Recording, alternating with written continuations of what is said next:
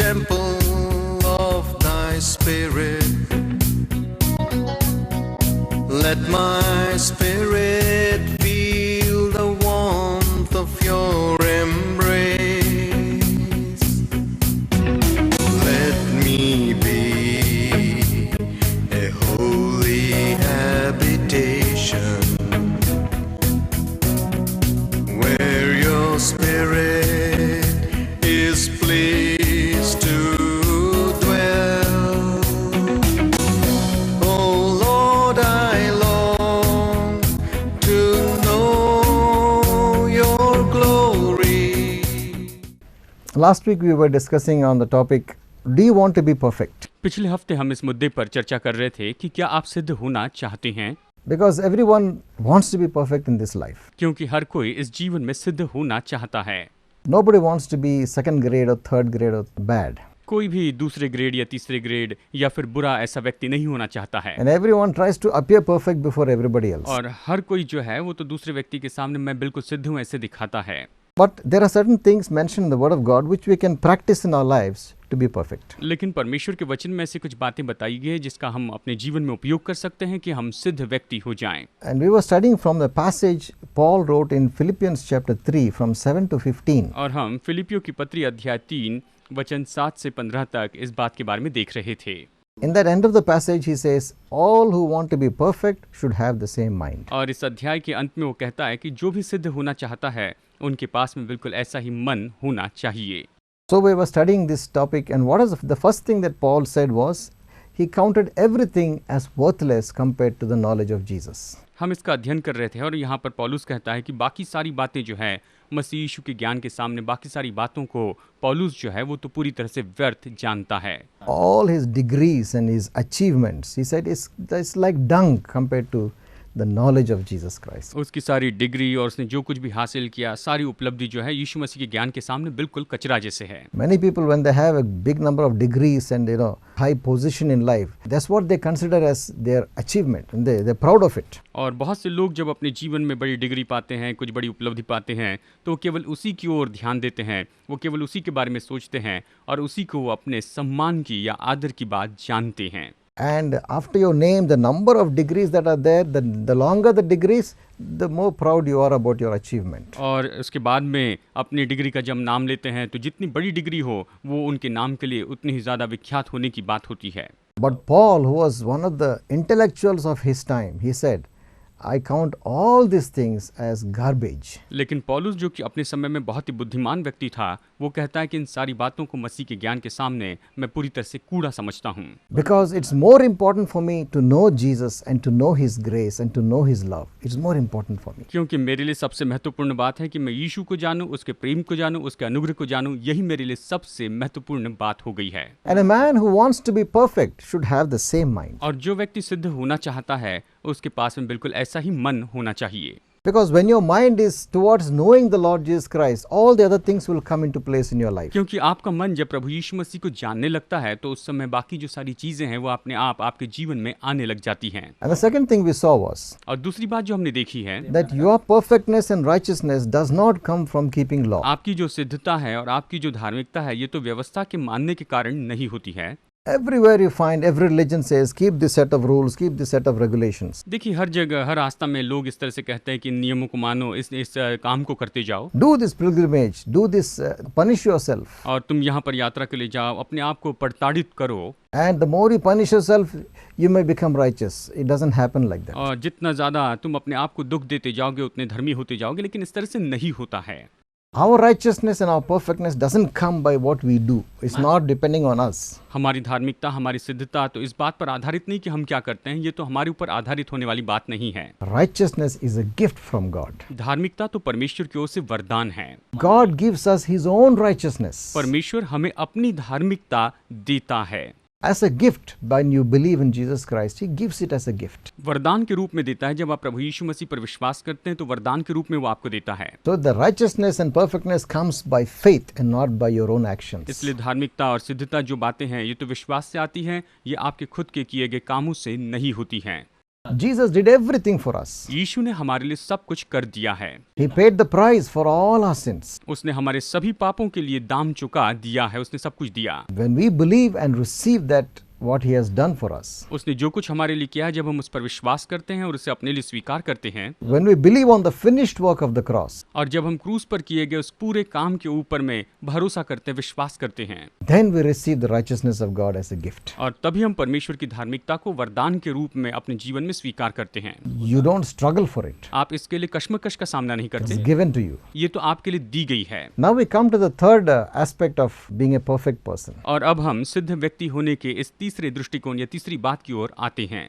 Paul says in the book of Philippians chapter 3 पौलुस यहाँ पर फिलिपियो 3 में कहता है, and verse 10 it says that I may know him and the power of his resurrection and the fellowship of his sufferings, being made conformable unto his death. पौलुस कहता है, ताकि मैं उसको और उसके मृत्युंजय की सामर्थ को और उसके साथ दुख उठाने में सहभागी होने के मर्म को जानूं और उसकी मृत्यु की समानता को प्राप्त करूं। इस तरह से फिलिपियो अध्याय 3 वचन 10 में पौलुस हमें बताता है। He says that I may know him. वो कहता है कि मैं उसे जानूं। Already he had known salvation, he had been forgiven of his sins. हालांकि वो अपने उद्धार को जानता था, उसके सारे जो पाप थे वो सारे पापों को क्षमा कर दिया गया था। He was called to be an apostle of Jesus Christ. उसे प्रभु यीशु मसीह का प्रेरित होने के लिए बुलाया गया था। He had gone to many places and preached about Jesus Christ. उसने बहुत सी जगह पर जाकर यीशु मसीह के बारे में प्रचार भी किया था। He had seen mighty miracles taking place in his life. उसने अपने जीवन में महान और सामर्थी चमत्कार होते हुए देखा है। He had mighty revelations from God. उसके पास में परमेश्वर की ओर से महान और सामर्थी प्रकाशन थे। In fact, majority of the New Testament was written by Paul. और सच में नए नियम का ज्यादातर भाग जो है वो तो पौलुस के द्वारा लिखा गया था। And yet he says that I may know him. और फिर भी वो कहता है कि ताकि मैं उसे जानूं, पौलुस कहता है। You know, there is a knowing that is beyond just knowing about somebody. देखिए, किसी के बारे में कुछ जानने से बढ़कर भी एक बात होती है कि हम उस व्यक्ति को जाने, उसे जाने। You know, you may know about somebody's abilities and somebody's name. देखिए, शायद हो सकता है आप किसी की योग्यता के बारे में, उसके नाम के बारे में जानते हो, You may know about the job he does, और वो जो काम करते हैं उसके बारे में शायद जाने, his character, उनके चरित्र को शायद आप जाने, everything about the person. उस व्यक्ति के बारे में आप शायद सब कुछ जान ले, You may not know the person intimately. लेकिन फिर भी उसके बावजूद भी उस व्यक्ति को आप नजदीकी से नहीं जानते हैं। An example is like how a husband and a wife know each other intimately, which nobody else can know. देखिए, उदाहरण के रूप में जैसे पति पत्नी एक दूसरे को बहुत ही नजदीकी से जानते हैं, इस तरह से जैसे कि कोई भी और नहीं जान सकता है। In fact, God said they shall be one. और यहाँ तक कि परमेश्वर कहता है कि वो तो एक हो जाएंगे। You cannot be one with anybody else in the world. आप संसार में किसी और व्यक्ति के साथ में एक नहीं हो सकते हैं। Even beyond that, you can know Christ even deeper than that. और उससे भी परे, उससे भी गहरे रूप में आप मसीह यीशु को जानेंगे। It's not just theological and head understanding, और ये तो केवल थियोलॉजिकल या फिर केवल दिमाग की समझ ऐसी बात नहीं होती है, but it's becoming one with Jesus, becoming so intimate with Jesus. लेकिन ये तो यीशु के साथ में एक हो जाना है, ये तो यीशु के पास में इतने नजदीकी से आ जाना है। Why do you want to be so intimate with him? आप उसके पास इतने नजदीक या उसके इतने करीब क्यों आना चाहते हैं?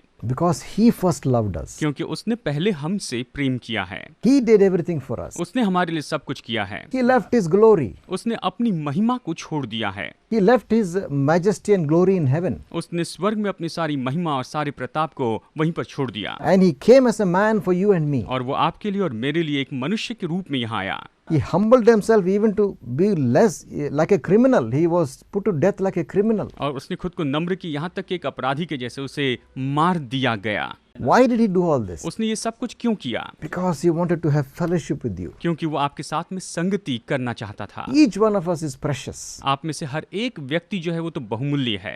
Even if there's nobody else, but even if there's one person, yet he would have done the same thing for that one person. अगर इस संसार में और कोई नहीं रहता, केवल एक ही व्यक्ति रहता, तो उस एक व्यक्ति के लिए भी निश्चय ही वो इसे करता।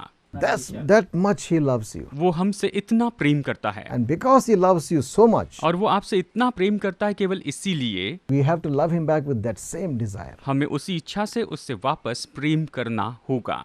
Paul wanted to know the depth of fellowship with Jesus. और पौलुस जो है यीशु के साथ में जो संगति है उसकी गहराई को जानना चाहता था। He was not satisfied with just superficial knowledge about Jesus, what he has done. यीशु ने क्या किया इसके बारे में केवल थोड़ा सा ज्ञान रखने में वो इस बात में संतुष्ट नहीं हो रहा था। He wanted to just thirst after God and find him deeper and deeper. वो तो परमेश्वर के लिए प्यासा होकर उसे और भी गहराई से ढूंढना चाहता था। He wanted to know the love of God. वो तो परमेश्वर के प्रेम को जानना चाहता था। He wanted to know the intimacy with God. वो तो परमेश्वर के साथ में नजदीकी को जानना चाहता था। Not just about God, but to know Him personally, deeply. केवल परमेश्वर के बारे में नहीं, लेकिन उससे व्यक्तिगत रूप में गहराई से, नजदीकी से वो जानना चाहता था। Suppose I want to know Jesus. I have to know His forgiveness. I have to know His love. अगर मैं यीशु को जानना चाहता हूं तो मुझे उसकी क्षमा को, मुझे उसके प्रेम को जानना बहुत जरूरी होगा। I have to know His acceptance, how He has accepted me. I have to know that. मुझे उसकी स्वीकृति को जानना होगा कि कैसे उसने मुझे स्वीकार किया। I have to appreciate Him deeply. मुझे गहराई से उसकी सराहना करनी होगी। When a person has the desire to know God, जब किसी व्यक्ति में ऐसी इच्छा होती है कि वो परमेश्वर को और भी गहराई से जाने, God will bless him in his spiritual life. परमेश्वर उसके आत्मिक जीवन में उसे बहुतायत से आशीष देगा। Because He desires to know us intimately. So when we have the same desire, it's pleasing to God. और वो तो हमें नजदीकी से जानना चाहता है, और जब हम उसके लिए ऐसी इच्छा रखते हैं तो निश्चय ही हम परमेश्वर को जान पाएंगे, उसे और भी नजदीकी से समझेंगे। And Paul said, not just knowing Him, but the power of His resurrection. और पौलुस कहता है कि केवल उसे जानना ही नहीं, लेकिन उसके पुनरुत्थान की सामर्थ को जानूं। You know, the power of God that raised Jesus from the dead, that power he wanted to know. वो सामर्थ जिसने यीशु को मुर्दों में से जिलाया है, उस सामर्थ को पौलुस जानना चाहता था। That power will give you the power over sin and every sin in your life. यही सामर्थ आपको पाप के ऊपर में विजय और आपके जीवन के हर एक पाप के ऊपर में सामर्थ और विजय प्रदान करती है। The power to love others as God loves us. जैसे परमेश्वर हमसे प्रेम करता है, वैसे दूसरों से प्रेम करने की सामर्थ। The power to forgive people of all that they do against us. लोग हमारे विरुद्ध में जो भी करते हैं, उन सारे कामों के बावजूद उन्हें क्षमा करने की सामर्थ। With that power of resurrection, you can do those things. उस पुनरुत्थान की सामर्थ के द्वारा आप ये सब कुछ कर पाएंगे। People will hurt you in this life, इस जीवन में जो लोग आपको चोट पहुंचाते हैं, but to forgive them, लेकिन उन्हें आप क्षमा करते हैं। not to hold grudges against people, आप लोगों के विरुद्ध में किसी तरह से कोई भी कड़वाहट नहीं रखते हैं। to love your enemies, अपने शत्रुओं से प्रेम करते हैं, to bless those who curse you. और जो आपको कोसते हैं, श्राप देते हैं, उन्हें आशीष देते हैं। You need the power of resurrection to do it. इसे करने के लिए आपको पुनरुत्थान की सामर्थ की जरूरत है, And God will give it to you और परमेश्वर ही आपको देगा when you have that hunger to know Him. जब आपके पास में ये भूख होगी कि आप उसे जानते जाएं, That power starts working in your life. और ये सामर्थ आपके जीवन में काम करने लगेगी, And you will be able to do things which by naturally you cannot do. और आप ऐसे काम कर पाएंगे जो कि स्वाभाविक रूप में अपनी खुद की शक्ति में आप बिल्कुल नहीं कर सकते हैं। You will be able to love everyone, even though enemies, you will be able to love them. और यहाँ तक कि आप सभी से प्रेम करेंगे, आप शत्रुओं से भी प्रेम करेंगे। Whoever does anything against you, you will be able to forgive them. जो भी आपके विरुद्ध में कुछ भी करे, फिर भी उसके बावजूद आप उन्हें क्षमा कर पाएंगे। You will be able to overcome every attack of Satan. आप शत्रु शैतान के हर एक हमले के ऊपर में जयवंत होते चले जाएंगे, Because when Jesus died on the cross, क्योंकि जब यीशु क्रूस पर मारा गया, He defeated all the powers of darkness. उसने अंधकार की सारी सामर्थ को पूरी तरह हराया।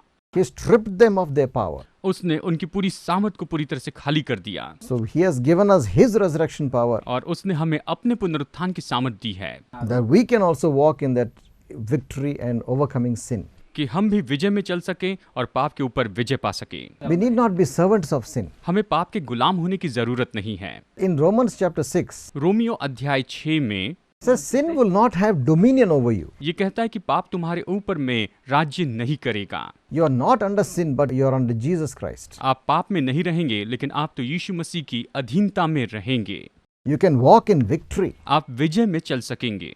As you grow deeper in your knowledge of Jesus Christ, the power to live a righteous life increases. और जैसे आप मसीह यीशु के ज्ञान में बढ़ते चले जाएंगे, गहराई में जाते जाएंगे, वैसे धार्मिकता का जीवन जीने की आपकी जो सामर्थ्य है वो बढ़ती चली जाएगी, Because He is the source of all. क्योंकि वही तो इन सारी बातों का स्रोत होता है। He is the source of all victory. क्योंकि वही तो इस सारी विजय का स्रोत है। When you know Him, जब आप उसे जानेंगे, you can experience the same thing in your life. तो आप अपने जीवन में बिल्कुल उसी चीज का अनुभव कर पाएंगे। You will not be struggling and falling and defeated life. आप यहाँ पर लड़ते झगड़ते हुए या किसी तरह से हारा हुआ जीवन बिल्कुल नहीं जिएंगे, But you will have His power in your life day by day, walking in His power. लेकिन आप तो दिनों दिन प्रतिदिन आप उसकी सामर्थ में चलते चले जाएंगे। And Satan knows, the person who goes after God, Satan knows that he has no power over his life. और शैतान जानता है, जो व्यक्ति परमेश्वर के पीछे चलता है उसके बारे में शैतान जानता है कि उसके जीवन पर इसका शैतान का कोई अधिकार नहीं। We want to be a perfect person. वो व्यक्ति तो सिद्ध व्यक्ति होना चाहता है। Have the same desire that Paul had, पौलुस के अंदर जैसी इच्छा थी, आप अपने अंदर बिल्कुल वैसी इच्छा that रखें I may know Him. कि मैं उसे जानूं। Even after many, towards the end of his life also, same desire he had, that I may know him. He never gave up that desire. यहाँ तक कि उसके जीवन के अंत तक उसने यही इच्छा रखी कि मैं उसे जानूं। उसने इस इच्छा को कभी नहीं छोड़ा। He did not say, no, I've got a degree in theology, so I know everything there is to know. I don't need to know anymore. He didn't say that. उसने ये नहीं कहा कि हाँ मेरे पास में थियोलॉजी की डिग्री है तो जो कुछ भी मुझे जानना है मैंने सब कुछ जान लिया, अभी मुझे और कुछ जानने की जरूरत नहीं। ऐसे नहीं कहा। As long as he lived on this earth, जब तक कि वो इस पृथ्वी के ऊपर जीवित था, he pursued after the knowledge of Jesus Christ. वो तो बस यीशु मसीह के ज्ञान के पीछे बढ़ता रहा। You can never come to the end of your knowledge of Jesus Christ. You will never come to that. यीशु के बारे में जो ज्ञान है उसके अंत में आप कभी भी नहीं पहुंच पाएंगे। You can never say, I know everything there is to know about God. आप कभी ये नहीं कह पाएंगे कि परमेश्वर के बारे में जो कुछ भी जानना है वो सब कुछ मैं जानता हूँ। We are so small and puny. हम तो सच में बहुत ही छोटे हैं। Our mind, our understanding is so tiny. हमारा मन और हमारी जो समझ है ये तो बहुत ही छोटी है। God is infinite. परमेश्वर तो असीम है। This entire universe was created by His word. ये पूरा जो संसार है वो तो केवल उसके शब्दों के द्वारा ही बनाया गया है। The love of God is so great. परमेश्वर का प्रेम तो इतना महान है। There's a song which says, if the whole ocean were ink, और एक गीत इस तरह से कहता है कि यदि पूरा समुंदर स्याही होता and every tree was a pen, और हर एक पेड़ जो है अगर वो कलम हो जाती and the whole sky was a paper, और पूरा आसमान अगर एक पेपर के जैसे होता and every man is a scribe, every man is a person who writes. और हर एक व्यक्ति अगर शास्त्री के जैसे लिखने वाला होता, To write the love of God on that parchment of the sky would not be sufficient. तो इस पूरे आसमान पर परमेश्वर के प्रेम के बारे में अगर वो लिख भी देते तो भी ये बात जो है उसके प्रेम के बारे में काफी नहीं होती। The sea will be drained dry and yet you'll not be able to finish writing the love of God. और समुंदर पूरी तरह से सूख जाता लेकिन फिर भी आप परमेश्वर के प्रेम के बारे में पूरी बातें नहीं लिख पाते। You can never come to the end of your knowledge of God. आप परमेश्वर के ज्ञान के बारे में कभी भी किसी भी अंत में नहीं पहुंच सकते हैं। But if you want to be perfect, लेकिन अगर आप सिद्ध होना चाहते हैं, like Paul, press on to know Him. तो पौलुस के जैसे उसे जानने के लिए आप आगे बढ़ते जाएं। Every day ask Him, Lord, reveal yourself to me. I want to know you. हर दिन उससे पूछते रहें, प्रभु मुझ पर तू खुद को प्रकट कर, मैं तुझे जानना चाहता हूँ। I want to walk with you. मैं तेरे साथ चलना चाहता हूँ। I want to love you with all my heart. मैं अपने पूरे दिल से तुझसे प्रेम करना चाहता हूँ। A person who has this desire, एक व्यक्ति जिसमें इस तरह की इच्छा होती है, God loves those people. परमेश्वर उन लोगों से प्रेम करता है। There was a man in the Bible called Enoch. Bible में हनोक नाम का एक व्यक्ति था। It says God took him from this earth because He loved him so much. He took him from this earth. Bible कहती है कि परमेश्वर उसे अपने संग ले गया, वो उससे इतना प्रेम करता था कि संग ले गया। He did not even die. God took him alive to heaven. वो तो मरा भी नहीं, परमेश्वर उसे जिंदा ही ऊपर स्वर्ग में लेकर चला गया। Because it says Enoch walked with God. क्योंकि ये कहता है कि हनोक परमेश्वर के साथ चलता था। If you hunger to know God, God will love you like that. अगर आप परमेश्वर को जानने के लिए इस तरह से भूखे हैं तो निश्चय ही परमेश्वर आपसे प्रेम करेगा।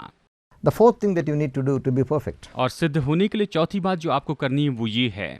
Same verse 10 of Philippians 3. फिलिपियो अध्याय 3 का वचन 10 इस तरह कहता है, That I may know Him and the power of His resurrection and the fellowship of His sufferings, being made conformable unto His death. कि मैं उसको और उसके मृत्युंजय की सामर्थ को और उसके साथ दुख में सहभागी होने के मर्म को जानूं और उसकी मृत्यु की समानता को प्राप्त करूं। इस तरह से फिलिपियो 3:10 कहता है।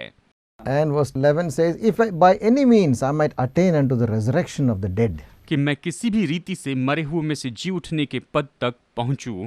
इस तरह से यहाँ पर पौलुस हमें बताता है। Paul said, I want to know the fellowship of His sufferings. पौलुस कहता है कि मैं उसके दुख उठाने के मर्म को जान सकूं। And a person who wants to have a perfectness in his life, he should also have that desire to have fellowship in the sufferings of Christ. जो व्यक्ति अपने जीवन में परमेश्वर को जानना चाहता है उसके पास में ये इच्छा होनी चाहिए कि वो मसीह के इस दुख उठाने के मर्म को जाने। The Bible says, बाइबल कहती है, all who will live godly in Christ shall suffer persecution. जो भी भक्तिपूर्ण जीवन जीते हैं मसीह यीशु में, वो अपने जीवन में निश्चय ही सताव का सामना करते जाते हैं। The Bible says we must through tribulation enter the kingdom of God. Bible ये भी कहती है कि क्लेश के द्वारा हमें परमेश्वर के राज्य में प्रवेश करना है। Why is it like that? ये इस तरह से क्यों है? Why can't we have a peaceful, happy life without any problem? क्यों न हम बड़े आराम से, खुशी से अपना जीवन ऐसे ही व्यतीत कर लें?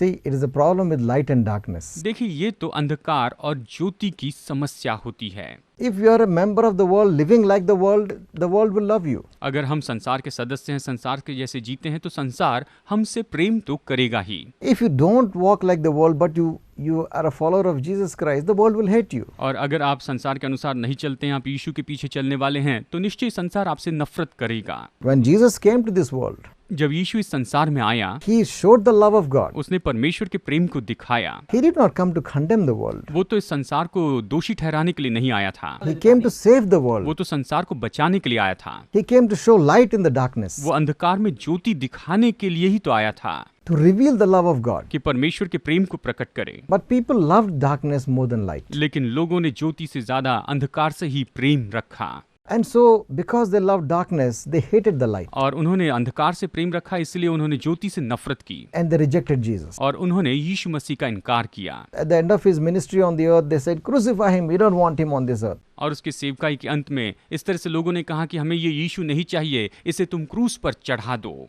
They said, we take him away, we don't want this person, he's not fit to live. और उन्होंने कहा कि हमें ये व्यक्ति नहीं चाहिए, जीने के लायक नहीं, इसे मार दो। And when the governor asked, what has he done, what wrong has he done? और जब गवर्नर ने पूछा कि इसने क्या किया, इसने कौन सी गलती की है, He said, no, he makes himself God. उन्होंने कहा नहीं, ये खुद को परमेश्वर कहता है। They didn't understand that he was God, और वो इस बात को नहीं समझ पाए कि वो सच में परमेश्वर था, that he came to show the love of God. कि वो परमेश्वर का प्रेम दिखाने के लिए आया। That he was the son of God, they didn't understand. वो इस बात को नहीं समझे कि ये परमेश्वर का पुत्र है। And Jesus said, the world hated me before it hated you. It will hate you. और यीशु ने कहा कि संसार ने मुझसे नफरत की है, तो निश्चय ही वो तुमसे भी नफरत करेगा। In John chapter 15, यूहन्ना अध्याय 15 verse 18, वचन 18 कहता है, if the world hate you, you know that it hated me before it hated you. यदि संसार तुमसे नफरत करता है, घृणा करता है, तो तुम जान लो कि तुमसे पहले उसने मुझसे भी घृणा की थी, उसने मुझसे भी नफरत की थी। It says in verse 19, if you are of the world will love you. But because you are not of the world, and I have chosen you out of this world, therefore the world hates you. यदि तुम संसार के होते तो संसार तुमसे प्रेम करता, लेकिन तुम संसार के नहीं हो, मैंने तुम्हें चुन लिया है, तुम मेरे हो, और इसी कारण संसार तुमसे नफरत करता है। इस तरह से यूहन्ना के सुसमाचार में यीशु ने स्वयं इसे कहा है। A person who wants to be a perfect minded person will accept the fact that it will happen like this. और जो व्यक्ति सिद्ध व्यक्ति होना चाहता है, वो इस बात को स्वीकार कर लेगा कि ये जो बात यीशु ने कही है, ये तो निश्चय होनी है। He will not run away from that fact. वो इस सच्चाई से कभी भी दूर नहीं भागेगा। He will accept the fact that there will be persecution, there will be tribulation, people will hate you. He will accept the fact. वो इस बात को जानता है कि हाँ, निश्चय सताव होगा, लोग नफरत करेंगे, और वो इस सच्चाई को स्वीकार भी करता है। And he will take pleasure in the fact that I can also be part of the suffering of Jesus Christ. और वो इस बात से खुश होगा कि हाँ, निश्चय मैं यीशु मसीह के साथ में दुख उठाने में सहभागी हो चुका हूँ। When the disciples of Jesus Christ in the book of Acts were punished for the gospel, जब प्रेरितों के काम की किताब में हम देखते हैं कि यीशु के जो चेले हैं, उन्हें सुसमाचार के कारण सताया जा रहा था, they said they rejoiced because they were counted worthy to suffer shame for Jesus Christ. इस तरह से लिखा है कि यीशु मसीह के लिए दुख उठाना या शर्मिंदगी को उठाने के लिए उन्होंने सच में इससे आनंद की बात समझी। It is the attitude we must have. और यही तो रवैया आपके पास में होना चाहिए। And that's what Paul said. I want to know the fellowship of his suffering. और यही तो पौलुस कहता है कि मैं उसके दुख उठाने में सहभागी हो जाऊं, उसको जानूं। Because the word of God says, if we suffer with him, we shall also reign with him. क्योंकि परमेश्वर का वचन कहता है कि यदि हम उसके साथ दुख उठाते हैं, तो निश्चय ही उसके साथ में हम राज्य भी करेंगे। God will not leave you to suffer and not be with you. He'll always be with you throughout your life. परमेश्वर कभी ऐसा नहीं करेगा कि आपको दुख उठाने देगा और फिर आप अपने जीवन में बस आपको ऐसे छोड़ देगा। इस तरह से प्रभु नहीं करेगा। But Jesus said, I will never leave you nor forsake you. क्योंकि यीशु ने कहा है कि मैं तुम्हें न कभी छोड़ूंगा न कभी त्यागूंगा। I'm always with you until the end of the age, he said. मैं युग के अंत तक, मैं जगत के अंत तक तुम्हारे साथ रहूंगा। There are times you may go through tough time. शायद हो सकता है कि आप अपने जीवन में मुश्किल समय से जाएं। As a Christian, you may face persecution from your fellow workers. विश्वासी के नाते आप अपने करीबी लोगों के द्वारा सताव को सहते जाएं। If you are trying to live a righteous life and trying to walk as the way the Bible teaches you, people may talk against you. अगर आप धार्मिकता का जीवन जीना चाहते हैं, यीशु मसीह के लिए जीवन जीना चाहते हैं, तो निश्चय ही जो लोग हैं आपको सताते चले जाएंगे। They may not promote you. वो शायद आपको प्रमोशन न दें। What is rightfully due to you may not come to you. जो कुछ भी अधिकार के रूप में आपका है, वो शायद बातें आपके पास ना आए। At that time, don't get discouraged. और उस समय आप बिल्कुल निराश न हो। Don't lose your faith in God. आप परमेश्वर में अपना विश्वास न खोएं, Because the Bible says it will happen. This sort of things will happen in this life. क्योंकि बाइबल कहती है कि ये तो होगा, ये सारी बातें हमारे जीवन में होगी ही। Satan hates the children of God. और शैतान जो है परमेश्वर की संतानों से नफरत करता है, Because he is in darkness and we are in the light. If you know Jesus Christ, you are in the light. क्योंकि वो तो अंधकार में है। अगर आप यीशु मसीह में हैं तो निश्चय ही आप ज्योति में हैं। God's light has come into you. परमेश्वर की ज्योति आप में आई है, So darkness will hate you. इसलिए अंधकार आपसे नफरत ही करेगा। But you must be prepared to accept it. लेकिन आपको उसे स्वीकार करने के लिए तैयार होना होगा। And whatever comes as a persecution, thank God and rejoice that you are counted worthy to be a partaker of the suffering of Jesus Christ. जो कुछ भी सताव के रूप में आपके सामने आता है, आप प्रभु का धन्यवाद दें, उसमें आनंद मनाएं कि सच में यीशु मसीह के साथ दुख उठाने में आप यहाँ पर जुड़ सके हैं। Don't get angry and fight back. आप क्रोधित होकर उनसे लड़ते न रहें। Commit that situation to God's hands and He will look after it. इस सारी परिस्थिति को आप परमेश्वर के हाथ में सौंप दें और वो इसकी देखभाल करेगा। Bless those who persecute you. जो आपको सताते हैं उन्हें आशीष दे। Do good to those who hate you, जो आपसे नफरत करते हैं उनके लिए आप भलाई करते जाएं। so that you may be perfect even as your Father in heaven is perfect. इसी तरह से जैसे कि आपका स्वर्गीय पिता सिद्ध है, उसी तरह से आप भी सिद्ध होते चले जाएं। Because He gives His rain to the good and to the bad. क्योंकि वो तो भले और बुरे दोनों पर अपनी बारिश बरसाता है। He gives His sun